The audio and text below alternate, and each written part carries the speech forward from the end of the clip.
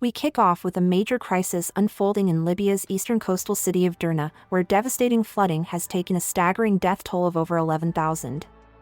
The United Nations reports that an additional 170 people have perished outside Derna, with over 10,000 still missing solely within the city.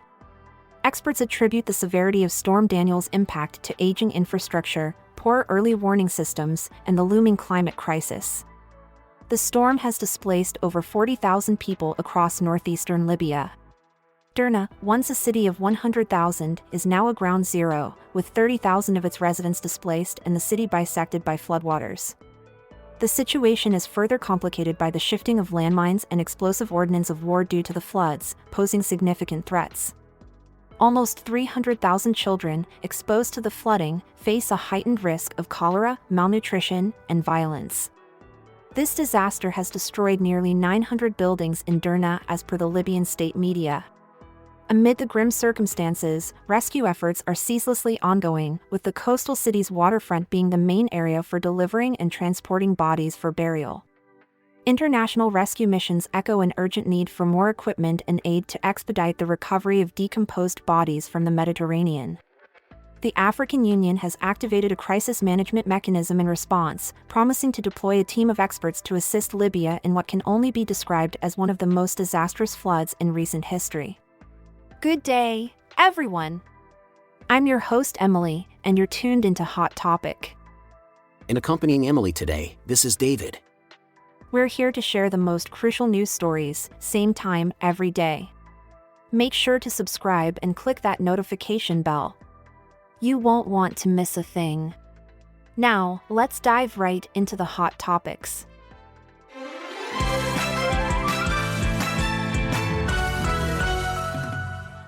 The situation in Derna, Libya, becomes increasingly dire. The recent flooding has led to a death toll of at least 11,300, with a further 170 fatalities outside of the city. The United Nations Office for the Coordination of Humanitarian Affairs warns us that these numbers are predicted to rise as rescue efforts continue. That's chilling. The impact of this flood is far-reaching. The UN reports that Storm Daniel has displaced over 40,000 people across northeastern Libya. And the city of Derna itself was split in two. This is a catastrophic situation that's only been worsened by the city's aging infrastructure and the climate crisis. Indeed, the storm's damage has swept through entire neighborhoods, displacing about 30,000 of Derna'S residents. But the danger doesn't stop there. The floodwaters have shifted landmines and explosive ordnance of war, posing a significant threat to those in the area. And the children, nearly 300,000 children who were exposed to the flooding, face increased risks of diseases like cholera and malnutrition. Not to mention the danger of violence and exploitation. It's heart-wrenching. Absolutely, and the physical damage to the city is substantial as well. Nearly 900 buildings in Derna have been completely destroyed. Teams are working tirelessly, going through collapsed buildings and searching the sea to find more victims. I must confess, I'd never considered the logistical nightmare of managing the aftermath of such a disaster, especially the handling and identification of victims. The decomposition of these bodies presents a significant challenge, not only to the recovery efforts but also to the health of those involved. You're right. The waterfront has had to become the main staging area for delivering and transporting bodies for burial, due to the health hazards. International rescue missions are even calling for more equipment to retrieve corpses from the Mediterranean. It just goes to show the far-reaching impacts of such a disaster, beyond just the immediate devastation.